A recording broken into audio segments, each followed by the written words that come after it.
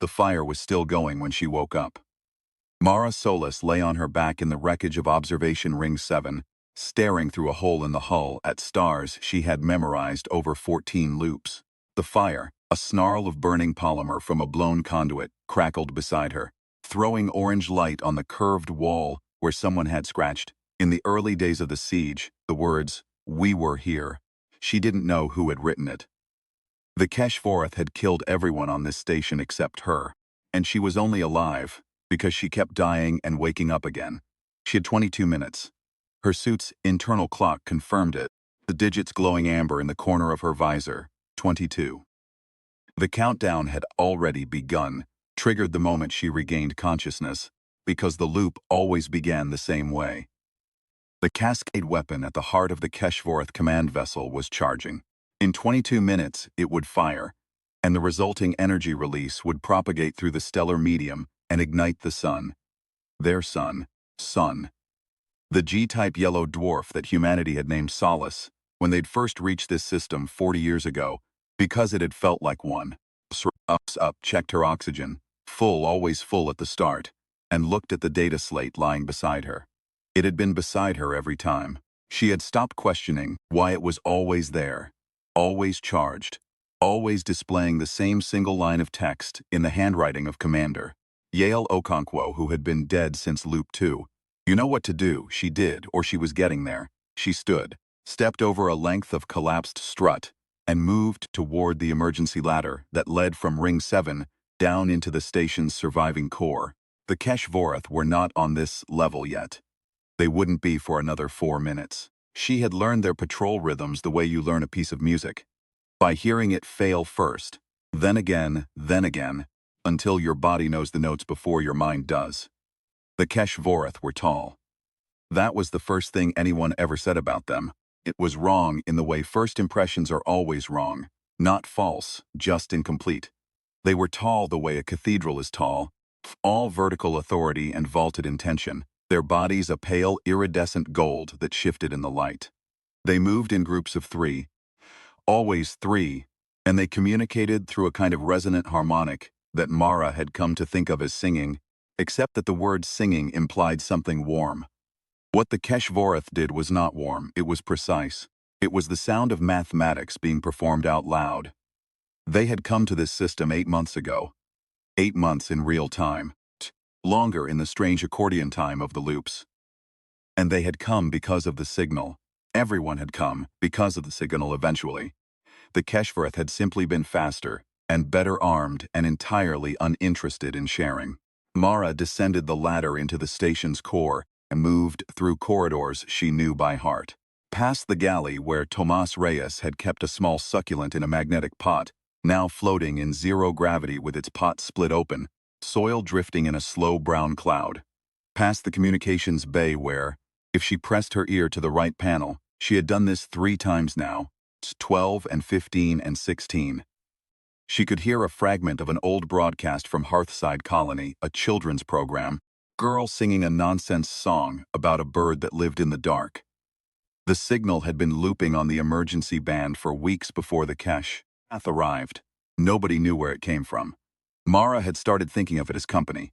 She reached the hangar. Her shuttle, designation Solus 1, named by Tomas as a joke she'd never gotten around to disliking, sat in its cradle, shielded from the worst of the station's structural damage by a lucky angle of collapse. She pulled herself up into the cockpit, ran the minimum startup sequence she'd refined over 9 loops of trial and catastrophic error, and felt the engines cycle to life with a sound like a held breath releasing. She had 12 minutes left. The Cascade weapon's charging cycle emitted a specific gravitational distortion that played hell with FTL navigation.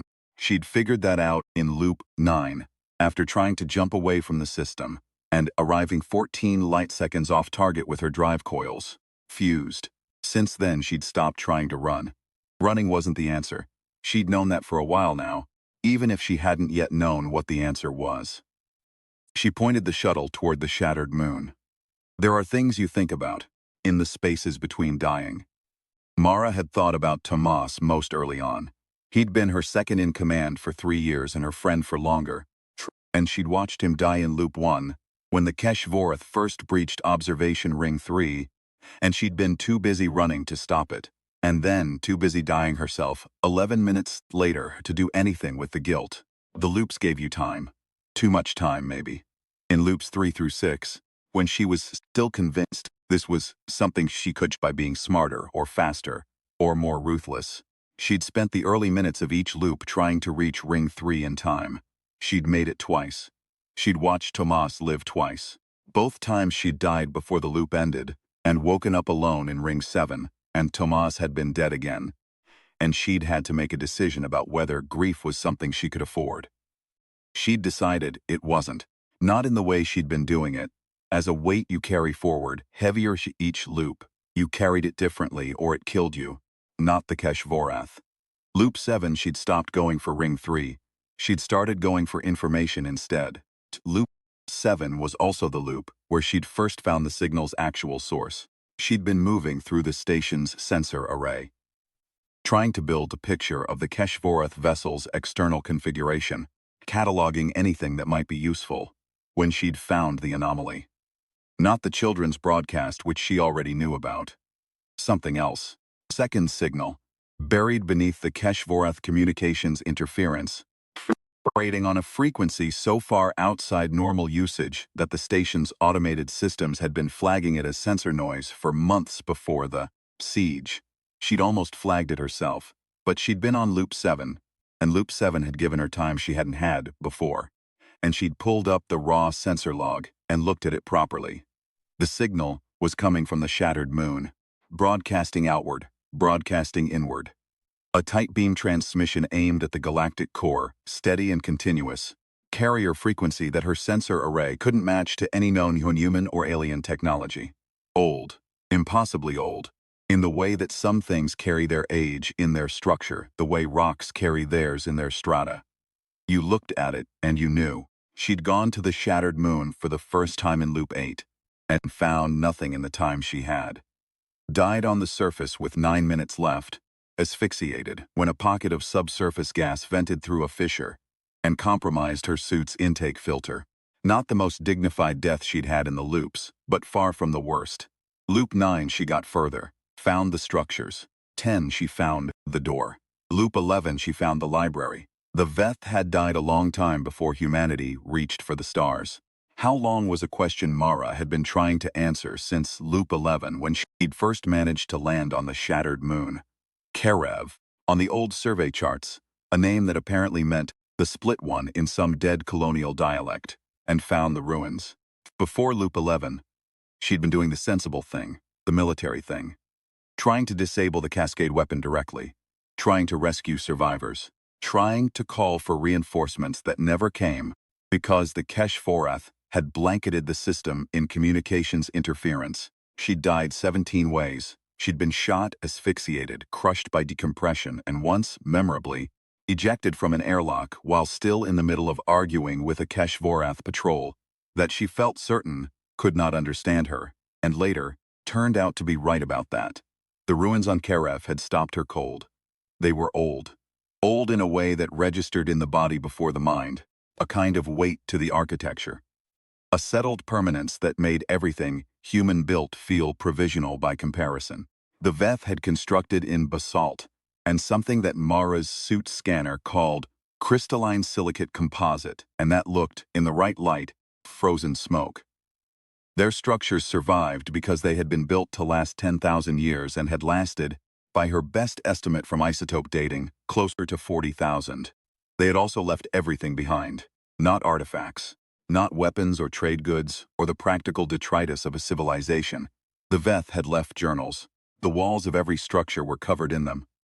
Carved text, layer over layer, in a script that her translator program spent 2 loops failing to parse before something in the harmonic resonance of the Keshvorath's own communication signals gave her the key. She had spent Loop 14 with her helmet pressed against a wall while a Keshvorath patrol passed 12 meters away recording their harmonics with her suit's audio array. She had barely breathed. It had worked. The Veth script was relational, contextual, written in 3 simultaneous registers that her translator rendered as a kind of braided text.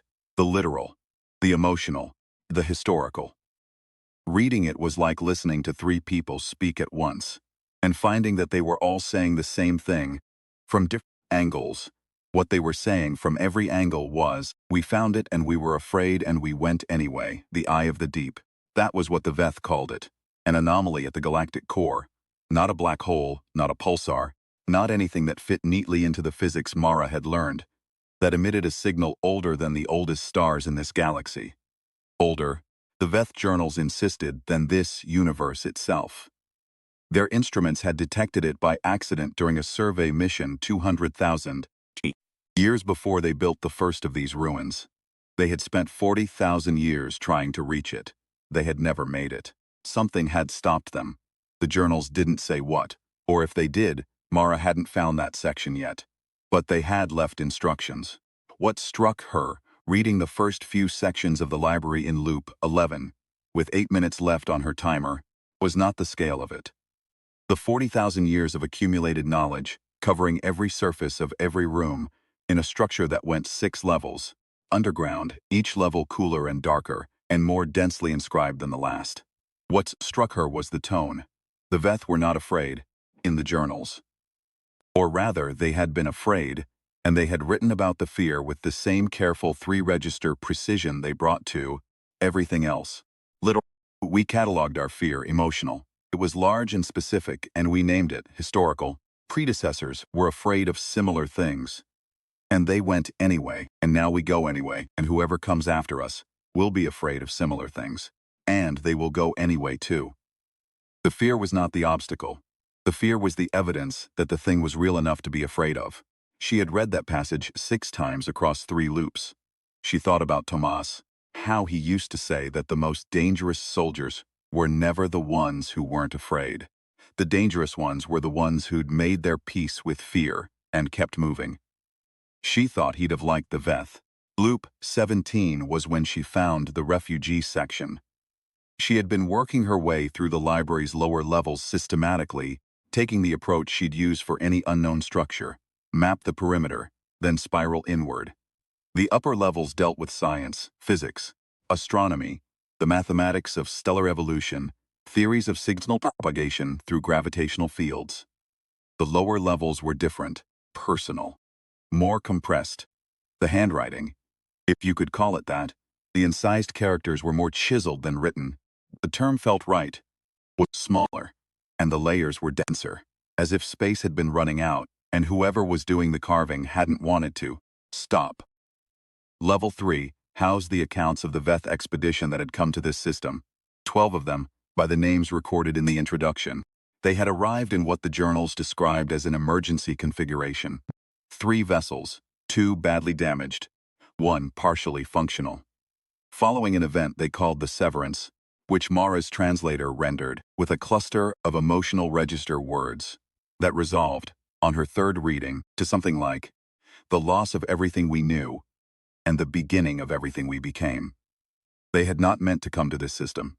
They had been passing through, on their way to somewhere else, when the signal from Karev had pulled them off course. Not the eye's signal, a different one, secondary, a reflection or echo of the eye's signal, bouncing off the moon's crystalline subsurface in a way that would have been indistinguishable from background noise to any sensor array not specifically tuned to detect it. The Veth's arrays had been tuned for this by centuries of practice. They had heard the echo. They had followed it. They had intended to investigate briefly and move on. What followed, across 17 levels of carved walls, was 40,000 years of not moving on. The section that stopped Mara in Loop 17 was Level 4, Subsection 9, which she'd been treating as administrative records, census data, resource allocation logs, the sort of documentation that accumulates wherever people make a home in inhospitable places. She'd been skimming it, looking for references to the eye, when a line caught her eye, and she went back and read it properly. It was a message, personal, from one Veth to another, written in the late emotional register, which her translator flagged as the equivalent of a letter sent knowing it would not be answered. Mara's best reconstruction. I watched you go into the dark today, and I know you will not come back, and I am not writing this for you. Writing it for whoever comes after. I want them to know that when you went, You were not afraid. I want them to know that we had 17 years here together in this cracked and burning place, and that they were enough. That being here was enough, even the ending. Below it, in smaller characters, a second message. Different hand. I found this by accident. I am not who this was written for, I think, but I kept it anyway. It made me feel less alone. Below that, another hand, same. Mara sat in the dark of level 4, subsection 9, with her timer at 6 minutes, and the distant hum of Karev's geological activity vibrating through the basalt beneath her, and she read 47 iterations of that same last word. 47 different Veth, across what must have been thousands of years, each one finding this message by accident, each one adding their mark. Same. She had 11 minutes left in loop 17. She used 3 of them sitting there. She did not know that she was crying until her Visa's internal temperature sensor registered the anomaly and asked, in the polite, chirping way of automated systems, whether she wanted to initiate defogging protocol. Loop 19 was the one where she almost understood. She'd been in the deepest chamber of the primary Veth structure, a circular room she'd started thinking of as the library's heart, though it was more like the inside of a mind than any library she'd visited. And she'd been reading by the light of her suit's helmet lamp, the crystalline walls throwing the light back in rainbows. When the Cascade weapon fired 6 minutes early, she hadn't been ready. She didn't die at the detonation. She died 3 seconds later when the shockwave hit Karev and liquefied the ground beneath the structure. The floor tilted 30 degrees and she slid into a wall, and her helmet cracked, and her last coherent thought before the pressure took was, the firing schedule changed, they changed it. She woke up in Ring 7 with the fire still going. 22. She was counting now with a kind of grim precision. The Keshvorath had moved the firing schedule again. This time she caught it early, because she'd started paying attention to the gravitational distortion's signature, rather than the clock. The distortion had a rhythm of its own, independent of the countdown. It was like a heartbeat. She'd been an idiot not to notice sooner. She started keeping notes. Not on the slate. She'd learned in loop 13 that the slate reset with everything else, but in her head, in the place where she stored the things that had to survive the dying. She kept notes the way the Veth had kept journals. 3 registers at once. The literal, what she'd observed. The emotional, how she'd felt when she observed it. Historical, what it meant in the context of everything before. What it meant, in loop 22, was that the Keshvorath were afraid of something. They'd advanced the firing shell 3 times now. Not by much. 4 minutes, then 7, then 11. But advance was advance, and the Keshvorath did not do things without reason. They were methodical in a way that she'd initially read as arrogance and later understood as survival. They survived by not making unnecessary moves. If they were accelerating the Cascade, something had changed their calculation. She spent loops 20 and 21 watching them, not trying to stop them, not looking for an opening, just watching. The Keshvorath she discovered across those 2 loops were not comfortable. It was not a word she'd have applied to them before. They had seemed, in their tall iridescent precision, as comfortable as a fact. But there was something in their harmonic patterns that she'd been reading wrong. The harmonics she'd been categorizing as maintenance or coordination were, she realized in loop 21, in the early hours of that loop when she'd managed to hide herself in the ventilation architecture of the Keshvorath vessel for 40 minutes before, Troll found her, something closer to argument. They were arguing, continuously. The 3-part groups she'd been reading as patrol units were not patrol units, or not only. They were deliberating bodies. Each group of 3 was a decision-making structure. Harmonics weaving in the 3-register pattern she recognized from the Veth scripts, and the pattern was not consensus. It was conflict. She died in loop 21 when the patrol found her, but she'd heard enough. In loop 24 she went back to Karev early, with 17 minutes left instead of 12, and found a section of the library she hadn't reached before. The Veth had written about the I in the late emotional register, the one her translator rendered in something close to grief. We found the origin of everything, and we did not know what to ask it. We had spent 40,000 years preparing the question, and when we arrived, we found that the question did not matter. The I does not answer, the I begins. We understood at the end that we were not its purpose. We were its kindling. Mara sat in the dark of the library, with the timer at 11 minutes, and the distant vibration of the Keshvorath vessel, humming through the moon's fractured bones, and she read that passage 4 times. Kindling. She started dying faster after that. Not because she was being careless, the opposite. She was pushing further into the library each loop, sacrificing the safety margin she'd built around the journey to Karev, accepting that she might not make it back to the shuttle in time, might not need to. She died with 6 minutes left in loop 25, halfway through a section of journals that described the Veth's discovery of the transmission method, how you took a signal, any signal, and threaded it through the eye's own resonance frequency, and what came out the other side wasn't the same signal anymore. What came out was something older and stronger and stranger, something that persisted, something that survived even the end of a universe.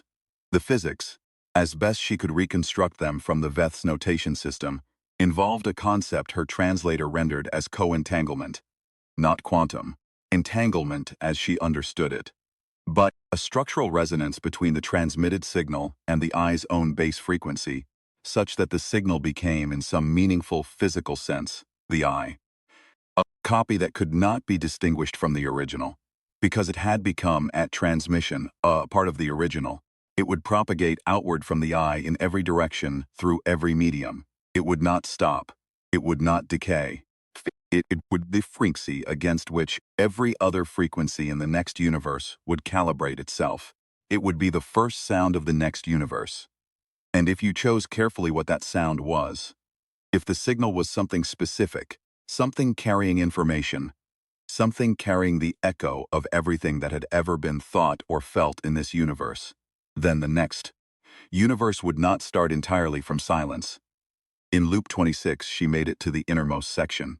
The Veth had written it in all 3 registers simultaneously, the first time she'd seen that, and her translate flagged it as significant, a notation she'd never encountered before. The literal register said, "Coordinates follow." The emotional register said, "We are not afraid." The historical register said, "You are not alone. Others came before. Others will come after. We are all kindling for the same fire." Then the coordinates.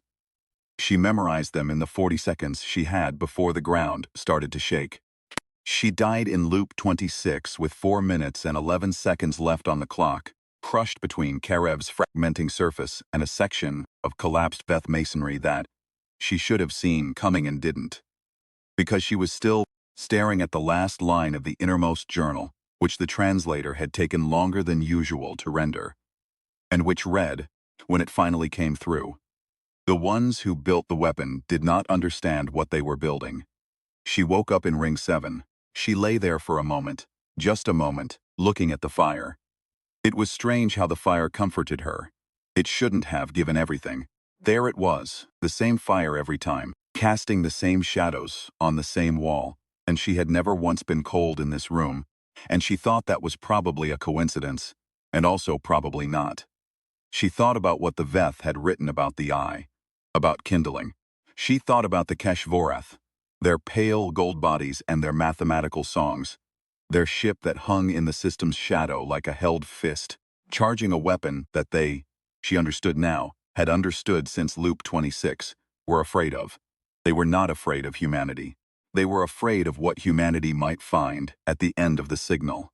They had detected the eye's resonance bleeding through the cascade's own energy signature. They knew that if the cascade fired at full power, it would do something they had not intended. Something they could not undo. They were trying to fire it small enough to kill the sun without reaching the galactic core. They were, in other words, afraid to finish what they'd started. Mara understood that. She understood it viscerally, the specific vertigo of standing at the edge of something too big to see the shape of, wanting very badly to step back. She had felt it in loop 11 in the library, reading about 40,000 years of accumulated knowledge and feeling the weight of what she didn't press down on her, like a physical force. She had felt it in loop 17 at the message on level 4, subsection 9, reading 47 iterations of that single word and understanding that all of them had felt it too. The Keshvorath had arrived at this system and found the signal and found the eye's resonance in the signal and decided that they were not the right ones to ring that particular bell. There was something almost admirable in it, almost. But they'd still killed everyone she knew. She got up. She picked up the slate. She read the single line of Yael's handwriting. She spent loops 27 and 28 in Tomas's galley. The device was not elegant. Mara had long since stopped expecting elegant solutions from herself in these loops. The elegant solutions, the quick disabling of the cascade, the brilliant tactical maneuver that stopped the Keshvorath cold, the diplomatic breakthrough that made them realize they'd misunderstood. She'd tried those. She'd tried them in loops 3 through 9, when she'd still been running on the adrenaline of a military mind in crisis mode, throwing the best tools she had at a problem that wasn't a military problem at all. The device was built from a civilian emergency transmitter she'd disassembled, a power regulator from one of the station's backup generators, a length of fiber optic cable she'd unspooled from the communications array in Ring 4, and 3 capacitors from the shuttle's secondary power management system that she probably shouldn't have pulled, but had been willing to accept as a calculated loss. It sat on the galley counter looking like something Tomas might have left out mid-repair, which, she reflected, was essentially true. The mathematics took loop 27 entirely. She lay on the galley floor with the device disassembled in front of her, and the fire cracklings, somewhere above in Ring 7, and the numbers running through her head in the 3-register pattern she'd adopted from the Veth journals. Because it turned out that keeping 3 simultaneous threads of thought, the calculation, the feeling about the calculation, the historical context of why the calculation mattered, was the best way she'd found to keep her head clear in the loops. You used what worked. Loop 28, she assembled the device and tested the power output and confirmed the transmission frequency and verified the modulation pattern against the resonance data she'd extracted from the sensor array in Loop 7 and never used because she hadn't known what it was for. The device would broadcast on 118.7 MHz. The children's program frequency, the emergency band, frequency of the girl's voice singing about a bird in the dark, for exactly 0.4 seconds before the cascade's own energy field overwhelmed it. That was enough. She had worked out the mechanics carefully across both loops, checking and rechecking. The cascade's firing energy would entangle with the transmitter signal through the shared resonance frequency. The eye was already tuned to this frequency. It had always been tuned to it, she suspected, because the children's broadcast, she had finally concluded, was not a coincidence. The emergency frequency had been in use in this system for decades. The eye had been listening for decades. When the cascade fired, the eye would amplify whatever signal was entangled in the firing frequency, strip out the weapon's own carrier wave, and transmit what remained through its co-entanglement process to the other end of everything. What remained would be 0.4 seconds of a girl's voice and the coordinates. She would encode the coordinates in the transmission's modulation. The Veth had taught her how. Loops 29 through 37 were refinement. She had made the mistake, in earlier loops, treating refinement as optional. You got the core of a solution and you moved. The loops had taught her otherwise. Refinement was the difference between a solution that worked once and a solution that worked at the moment it needed to. You refined until the plan fit your circumstances the way a good suit fits your body. Not constraining, not loose. Exactly the right amount of room for what you needed to do. She refined the device. She refined the route to the Keshvorath vessel. She refined her understanding of the patrol patterns, which had continued to shift. Keshvorath, arguing internally about the firing schedule even as they maintained it.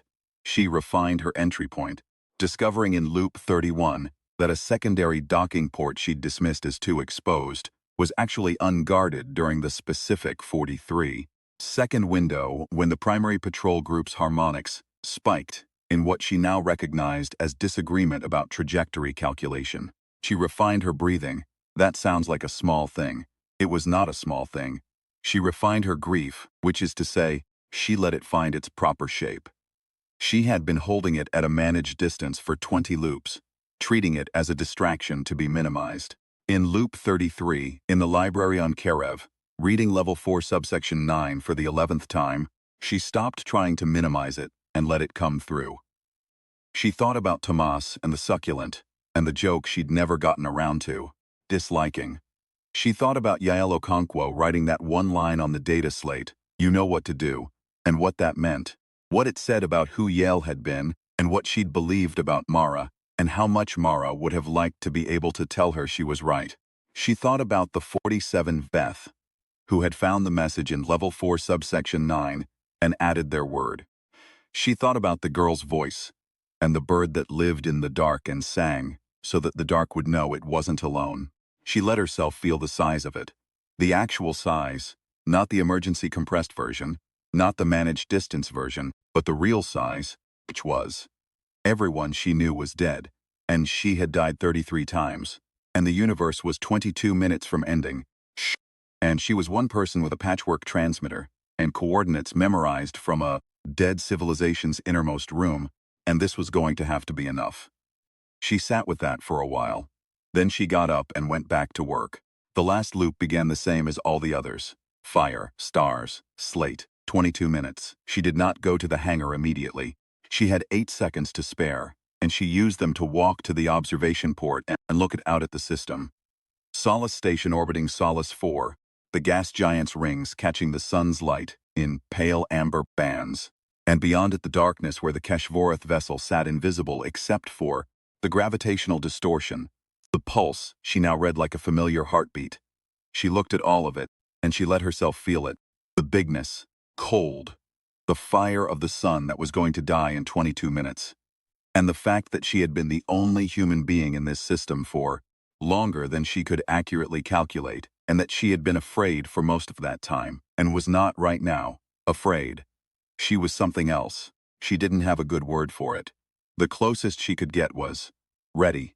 She descended to the hangar. She ran the startup sequence, abbreviated now to 14 seconds, every unnecessary step stripped away, over 37 loops of practice. She flew.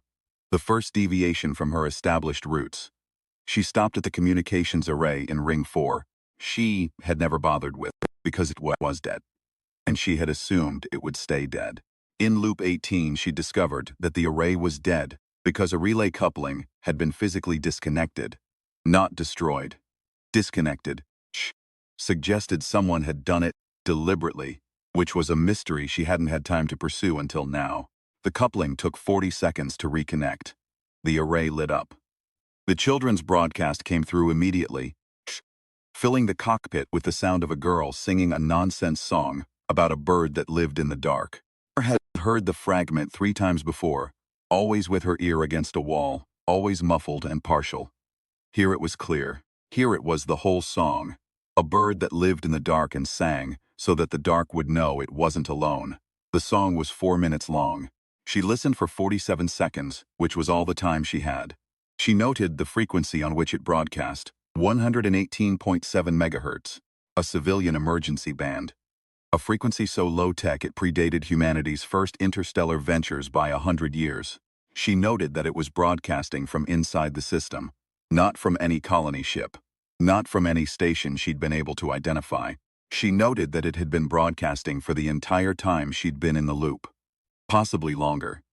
She noted all of this in the 3 registers. Literal, emotional, historical. Then she pointed the shuttle at the Keshvorath vessel and flew.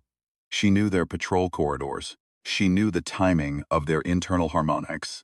The way their singing spiked before a direction change, fell to a low thrum during maintenance cycles, went briefly silent in the 30-second window when the fire control system was recalibrating between charging stages. That 30-second window happened at minute 17. She'd confirmed it in loops 20, 23, and 27. She had a 17-minute flight to the Keshvorath vessel at maximum burn. She arrived with 43 seconds to spare.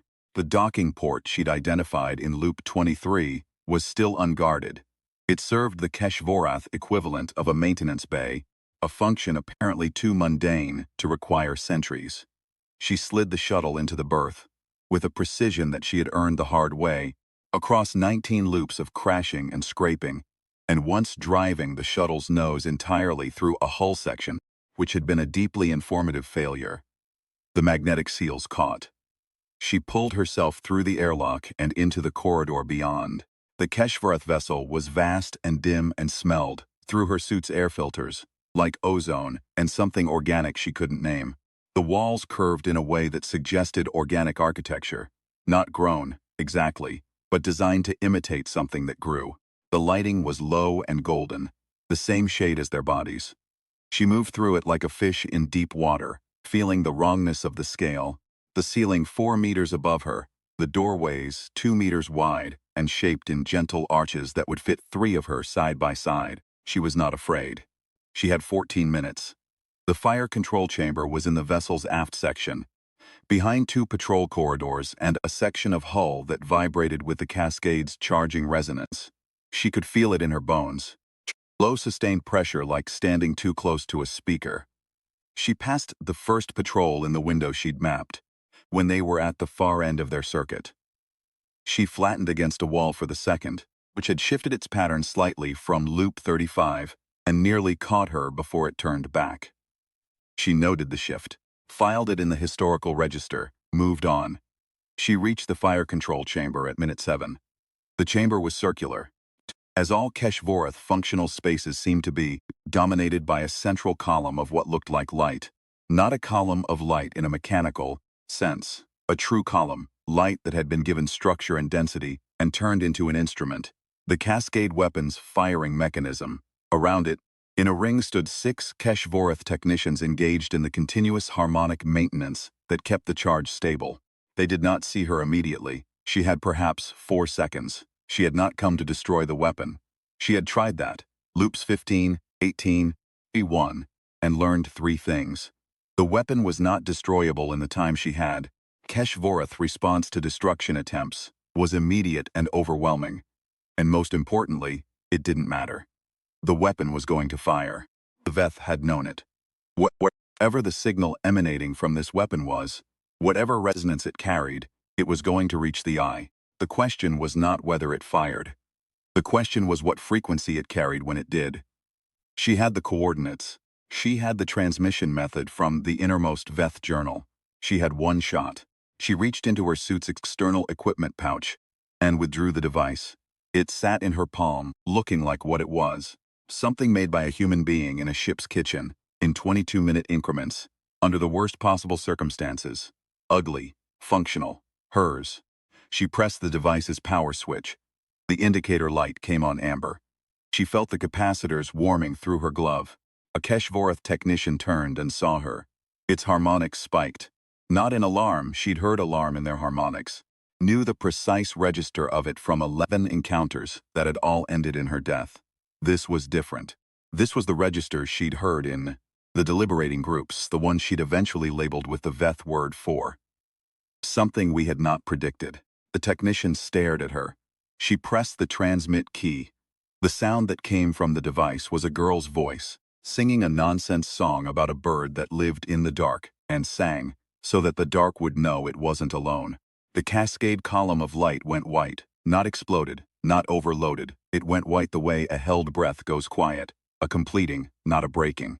The harmonic maintenance the technicians had been performing ceased instantaneously.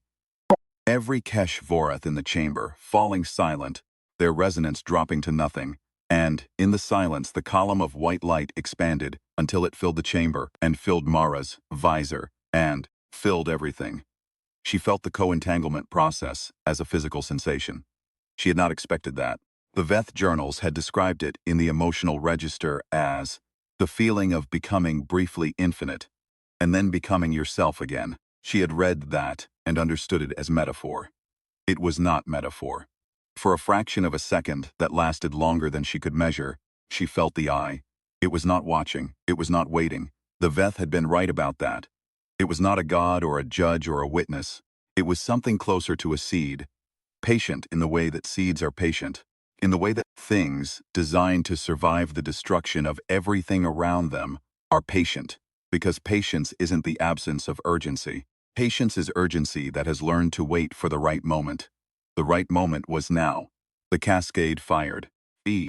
In the fire control chamber, at 0. She died with the coordinates transmitted, the mathematics confirmed, the device spent, The song finished. She died, knowing that the Keshvorath had not understood what they were building, that the weapon they'd aimed at a sun was also an instrument aimed at something far older than any sun, that the Veth had waited. Perhaps literally waited, in whatever way dead civilizations wait. For someone to find the journals and read the coordinates and make the device and press the key. She died in the light. And before the light took everything, in the last fragment of a moment she had, she saw them. They were there in the chamber with her, not physically, not in any sense her training prepared her for, but there in the way that things are there in the final instant before a fire takes them. Tomas with his hand on the galley counter, half smiling at something. Yael with her stylus in her hand. 47 Veth, whose name she didn't know, and whose word she did. The girl whose voice she'd heard but never found, singing her song. The entire long human line of people who had looked up at dark things and not looked away. The ones whose names history kept and the ones it didn't. The ones who'd known what they were doing, and the ones who hadn't. All of them reaching towards something they couldn't name and couldn't stop. Reaching for, she reached toward it. The supernova was, by all astronomical accounts, standard.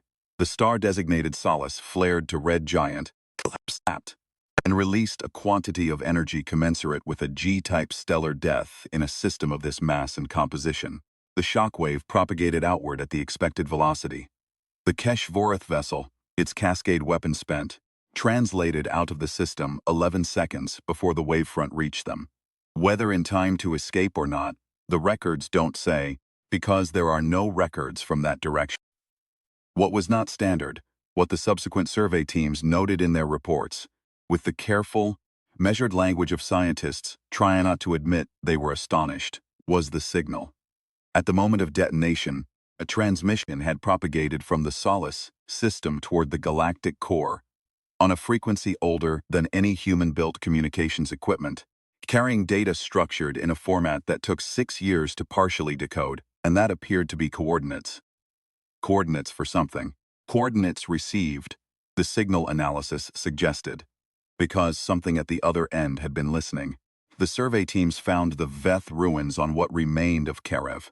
The moon had survived, structurally, though the surface was scoured. The library was intact. The innermost chamber, they reported, was undamaged. The crystalline walls throwing rainbows in the suit lamp light, 3 register inscriptions as clear as the day they were carved. One of the survey team, a young geologist named Peta Voss, who was on her first deep system assignment, and who later became the foremost scholar of Veth linguistics, spent 4 days in the innermost chamber before she called anyone else in. Later, when asked what she'd been doing alone in there, she said she'd been reading. When asked what it said, she was quiet for a moment. It says, she said finally, that they were waiting for someone to finish what they started, that the signal had to be carried by something living, that the eye, whatever the eye is, it responds to that. To the living carrying the message. She paused. And it says they knew someone would come eventually. They wrote about it like they were certain, like they'd met us already. The interviewer asked if that was possible. Peta Voss looked out the window for a long time. I don't know, she said. The Veth were very old, and the universe is very large, and the signal got through. She turned back. So maybe the word possible is doing a lot of work in that question. She had also found, she mentioned on the very last wall of the innermost chamber, in the 3-register format, a single line that didn't match the rest. Not Veth notation. Not anything from the historical record of any known civilization. It was in a script she couldn't read, which she had photographed and sent to 17 different academic institutions, and which none of them had been able to identify. But when she described what she'd felt reading it, in the emotional register, if you were using Veth terms, she said it was the same as the word at the end of level 4 subsection 9, same. 14 billion years is a long time to wait. But then, the eye is patient. It has always been patient. It does not experience time the way the things inside it do. The brief, bright flares of matter and energy that think and feel and reach, always reach, towards something they cannot name but cannot stop reaching for. The eye has watched them come, these reaching things. The Veth, who arrived in crystalline ships with 40,000 years of questions, and found at the end that the question was themselves. Others before the Veth, older and stranger, who arrived in forms that no subsequent species would recognize and left marks that would persist through the death of stars. And the human. 1. With a patchwork transmitter and coordinates memorized in a dead language and 38 loops of dying and getting up, the signal arrived at the eye carrying everything, not just coordinates, the resonance of a person, all the thermal data of 38 deaths and all the electrical patterns of a mind that had kept going anyway, and the acoustic signature of a girl's voice singing about a bird. And underneath it, the faint ghost harmonics of 47 Veth adding their word to a wall across 40,000 years. The eye did not answer. The eye began. What began was small at first. Smaller than small. Smaller than the smallest thing that any of the reaching things had ever measured. A point of impossible density and heat. A singularity carrying, encoded in its quantum structure, perceptions of everyone who had ever looked up at the stars and felt the reaching thing in their chest and not looked away. The singularity expanded. It was not the same universe as the one before. It could not be. Universes, like people, do not replicate, only echo. But there were echoes. There were stars in familiar shapes. There were planets that could hold water. There were, in the background radiation of the new universe's earliest light, faint patterns that no instrument would ever be sensitive enough to read, but that were, if you knew what you were looking for, the sound of someone having died 38 times and gotten up. And eventually, after enough cooling and coalescing and slow patient building, there were creatures that looked up, that reached. One of them, small, bipedal, bustable in the way that the best and worst things tend to be, sat beside a fire one night and looked at the dark and felt the peculiar ache of wondering what was out there and thought, I want to go. It was not afraid. The fire crackled. Above it, the stars burned. And somewhere in the signal noise, beneath the background hum of everything, a bird sang in the dark so that the dark would know it was not alone.